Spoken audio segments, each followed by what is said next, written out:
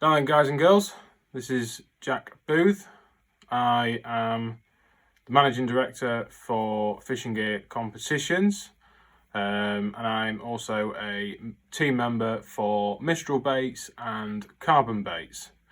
So nothing special in that, I'm just a team member, that's all. I'm not like some consultant or anything. I'm simply doing a few videos on YouTube just to hopefully give people a bit more of an insight knowledge and hopefully, with any luck, actually improve their angling to some extent. So I'm going to do a few videos on YouTube now, just a couple of tutorials on, at the minute, specifically rig tying. But let's not get that confused with the fact that, let's be honest, there is no magic rig that will catch you more fish straight away. There's still elements to that which you've got to apply yourself in your own angling, i.e. being in the right spot at the right time, bait application, actually even being on fish. However, with these few rigs that I'm going to show you how to tie, there will be a small explanation as to why I tie them this way and why I would use them. So with the Chod rig, I tie it slightly different to everybody else. That is through certain people that I watch in my angling, so I don't typically go on YouTube that much. However, if I do go on YouTube, there'll only be certain anglers that I watch. Now, this Chod rig is from an angler called Jim Shelley. It has had a small amount of publicity, but not a great deal in it. So there is another big firm out there that has produced it, but again, it's not been seen very often.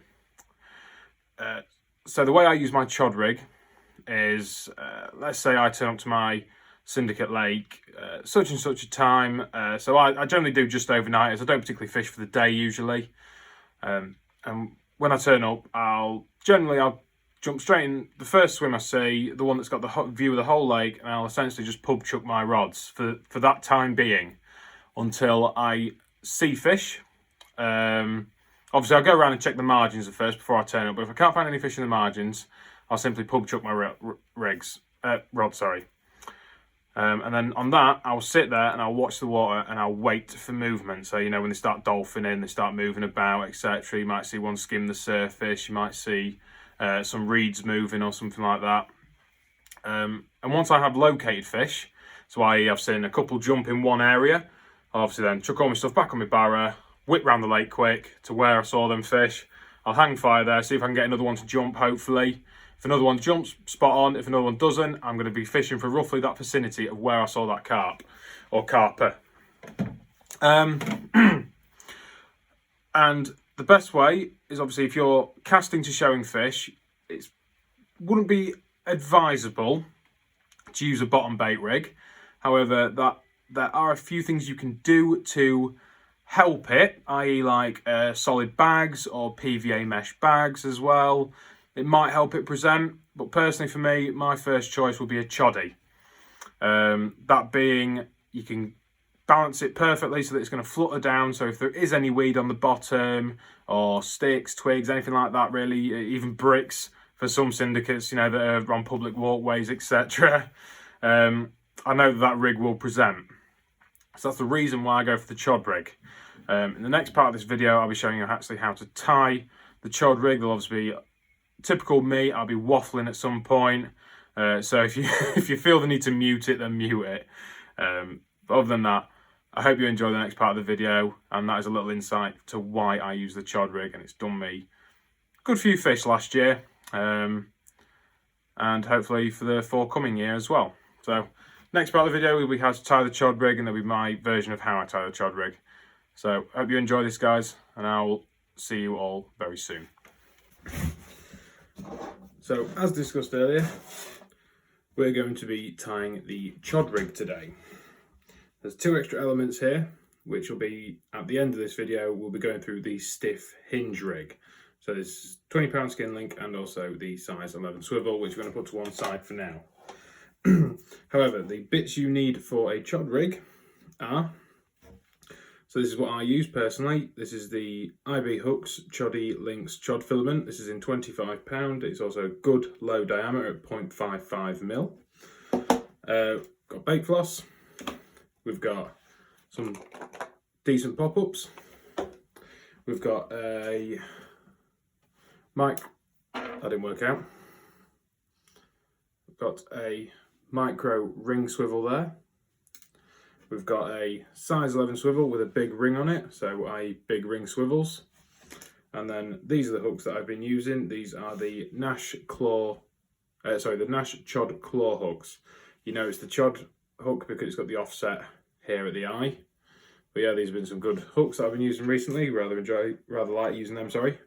We've got a rig puller, some scissors, and a small baiting needle. This is not going to be a traditional rig tying. We are just going to literally just knock it up. So there's going to be no precise sizes here, except for when we get towards the end. So I'm going to take a strip of this. There we go. Just going to put a bit of heat into this just to stretch it out. So just rubbing my fingers between it. Just making sure it's not trying to bunch up on itself all the time. So I'm just going to give it a little bit of heat just to try to stretch it out, just so it's not as wicked with me. There we go. Okay, straighten out, so it's got one big circle now. Right, so we'll grab our hook. So like that, hook at the bottom, eye at the top. Oh, right, we're going to grab our filament and pop that through the eye to the back. I'm going to hold that on the shank of the hook, or the back of the hook, whatever you call it. We're going to tie that round, i.e. do a knotless knot. Do it as many times round as you want, and back through the eye. There you go, just pull that tight. Then all we have to do is just make sure that filament follows the shank of the hook. Yeah? So you might have to move the heller's hair over a little bit. There we go. And then, so ignore this long tag end. We'll concentrate on this bit now. Nope, just move. There you go, got it. Right. So with that, we're going to get our micro ring swivel here, the little one. That one. I'm going to put the bigger loop that's on there through onto the tag end. And then, if this hook is not going to stab me, put this through the eye of the hook, as well. You can leave the D as big as you want or as small as you want. I generally go like that sort of size there. And then what we're going to do is I'm going to trim the tag end off a little bit. And we're going to grab a lighter, which is in my pocket. There we go. And we're going to blob the end of that.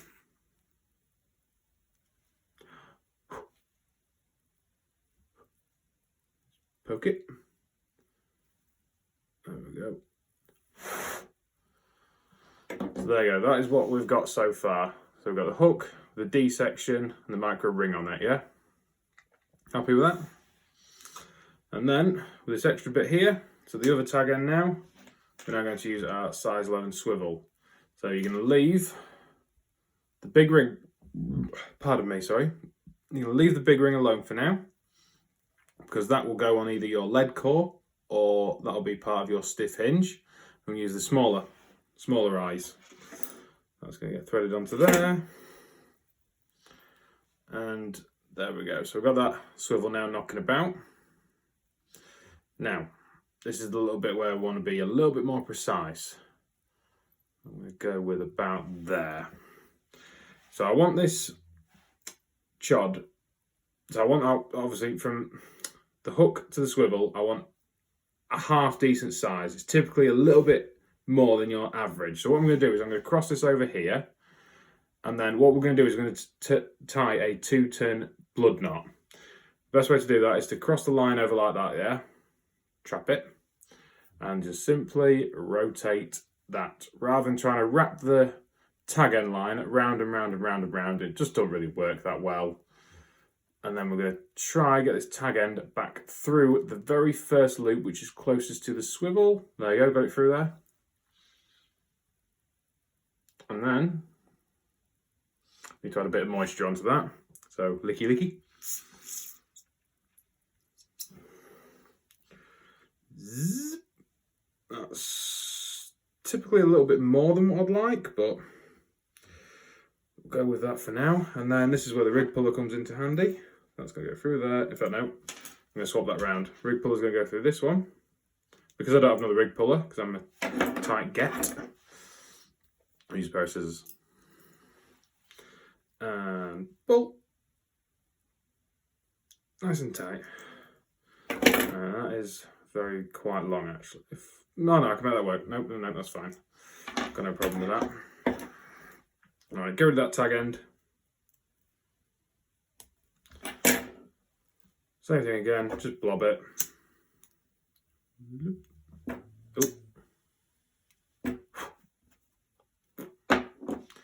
Right, cool. So now we are left with this. I'm just going to give this one more straighten. Just try and get it as straight as I possibly can.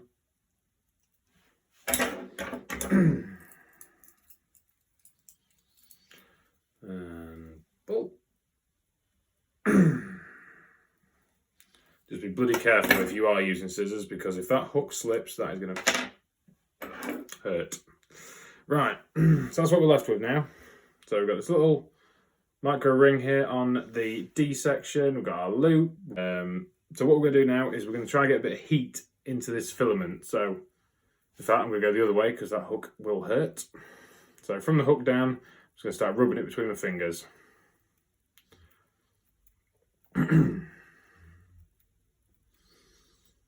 This might look a little bit weird for a minute. And then what we're going to try to do is get a bit of a bend in it. Just try and loosen up that filament a little bit if that sort of makes sense to you. Because it'll all come clear very shortly. Right, try and get a little bit of a bend in this.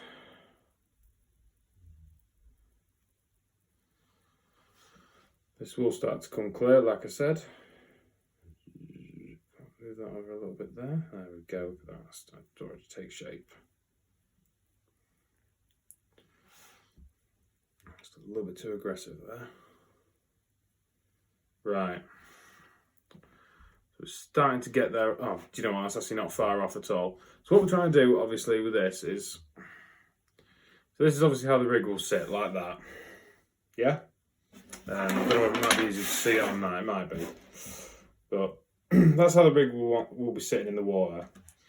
Now, this curve here is what, so obviously, like I said, this obviously isn't my Chod rig. They call it a scorpion tail, for obvious reason. It looks like a scorpion tail. And what this supposedly does is it replicates an old hook that's been banned for a while now, called a long shank nailer. And this essentially replicates it. This is obviously safe because you're using a filament rather than an actual hook. I've not actually seen this hook. I've never really gone that far into looking into it. But you can see there, by that bounce, that you can tell by what they mean by when they say it's a scorpion tail. Look at that. And then anything that comes along, that hook moves straight away and it's on it. So anything that comes to pick up that hook bait, it's moving. That is ready to sting, however you want to sort of replicate with, however you want to say it with that scorpion tail sort of thing. But that is the Chod rig. So all that's left to do now, get a bit of bait floss. To be fair, that filament was really good with me. Usually it takes quite a bit of tweaking to get that curve right, but that filament was actually really good with me that time. Don't get me wrong, I'm not saying it's perfect. I'd probably still be tweaking with that for about another 5-10 minutes, but we are doing a video and I don't want to be taking up too much time. I was saying that I could do one of them time-lapse things, but I'm not that good with video editing yet, so I'm not quite sure how to do that. I'm sure it's pretty easy. So I want to pop up.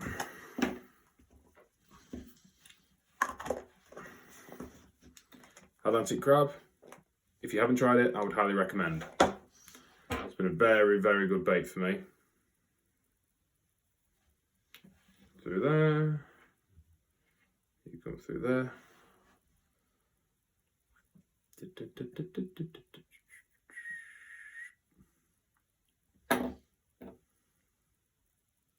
There you go, let's pull that back through.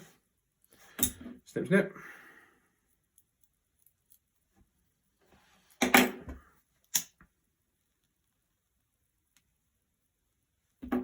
And there we go.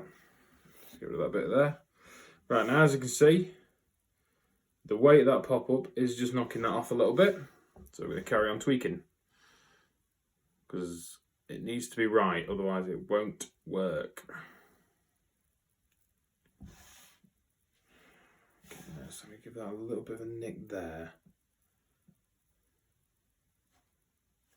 There we go. Oh, hang on, that's just offsetting slightly. So this is the one thing you've got to be careful of, is that it will offset.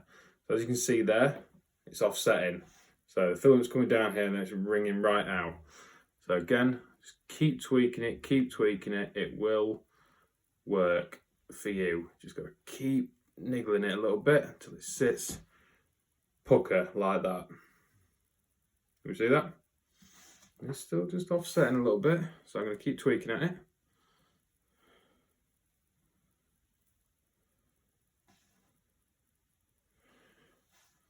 No, that's made it worse. There we go. There we go. Little bounce there. See that bounce in it? That's what you want to get. Absolute minter. So there you go. That is the Chod rig. Obviously you can do, to start off with, I would suggest doing this loop a little bit smaller, making sure you get that curve right. So probably maybe take about a third off that, something like that. Go a little bit smaller and just keep tweaking it. Right, so now we've done the Chod. This is where we move on to the stiff hinge rig side of it. So for this, I'm using the Skin Link, using the Skin Link 20-pound dark silt. This is the semi-stiff version. So again, take a random amount off. I don't care. We're not doing measurements. And what we're going to do is, so with this big ring now, I'm going to put that through there. And then once we get to here, so obviously put that end through there. Then I'm going to fold it back on itself. And we are going to do an overhand knot. So I'm just going to put one tag in through first. This is easier. And then I'm just going to stick the other end through now as well. So the same place. Don't want to make sure it's too far away. There you go, a little bit of moisture. There you go, so now I've got a nice big loop there. So that's got plenty of movement now. Yeah, plenty of movement. Get rid of that tag end, that little one. Oh, hang on, helps if I actually tie that up first. There we go. So now I'm going to cut this tag end off here. I won't try taking a flame to it because this material doesn't work like that. And then with this, we're just going to simply tie it to our size 11 swivel, which will then go onto your lead clip or whatever. You can use one of them quick change swivels if you want to. For the sake of this, we're just going to do a normal grinner knot. So grinner knot, in fact, I'll try explaining this on video. It's not very easy, but you've got your swivel there. So what you're going to do is, it's easier just to YouTube this in another video, to be honest, but we're going to make a loop there, yeah? And this is going to go obviously that way. Obviously you've got to try and work out that I'm facing the wrong way. And it's just going to go under, in, out, under, in, out, under, in, out, under, in, but this is probably what I mean. It's probably just easy to look at another YouTube video. But either way, bit of moisture, bang. Highly recommend the grinner knot, it's never let me down yet. Trim the tag end, get rid of that, and there we have a stiff hinge rig, yeah? The only thing we need to add to that is putty, which I don't have with me right now. Bit of putty, they don't want much, just get a bit of heat in it. Much easier to play with when there's a bit of heat in it. There we go. Then what I'm going to do is I'm going to put it right on that knot that I tied for the double hand, the granny knot or double hand, double loop knot, whatever it is that they call it nowadays. There you go. And we have a stiff hinge rig. if I was to ever use the stiff hinge rig, personally for me, I like this section here of the semi-stiff skin link to probably be about 10-inch long. Personally for me, I prefer longer hook links. A lot of people do like a sort of a, well, you see it now advertised that a lot of people, mainly on YouTube videos as well, they'll always do a general sort of guide of 5-inch up to about maybe 8 and 9 at maximum. I personally prefer at least a 10-inch hook link. You know, the longer the better. It's something different, but that's my personal preference. The only other thing you have to do now with this rig is to obviously critically balance it. What I mean by that is, so obviously you'll have your lead clip here, along with your lead on it, and then your main line will be buggering off over there somewhere. So what you want this rig to do, when it hits the water, you want this to be fluttering down nice and gently onto the bottom of the lake. There's loads of weed here, blah, blah, there you go, that could be weed. And it just sits very nicely on top of it. So to do that, you need to obviously test these rigs in the water while you're doing it. So at the minute I've put a little bit of putty on there. That might actually be too much. That might actually just send it straight down and just collapse on itself, essentially. It's too much weight on it and it's pulling it down. So you need to obviously take off a little bit more putty on there. So take some putty off, and then hopefully eventually with the weight of that, with the buoyancy of that pop up, it will just nicely flutter down. So obviously you'll have your lead down here, yeah, that'll obviously come crashing down. You can't stop that. It's a lead weight, it's 1.5 ounce or 2 ounce, whatever. But what you want this to do is just nicely sit down, like so. Not bang, crash. Because that hook could go anywhere. It could hook a bit of a twig, it could hook a bit of weed, whatever. So it just floats down nice and neatly like that and sits wherever it wants to. So that, ladies and gents, is how you tie the Chod rig, plus how you tie the stiff hinge bit, which is a piece of piss. So let's see, it's an overhand loop knot here, and then a grinner knot at the other end, or another overhand loop knot if you want to use quick change swivels. So thank you everybody for watching. I hope you have learned something from this. Yeah, thank you very much, and I will hopefully see you all on another video. If you guys would like more content, please put a comment in the section down below on what you'd like to see next. But this for me is a go-to rig. So catch you guys later. Bye bye bye.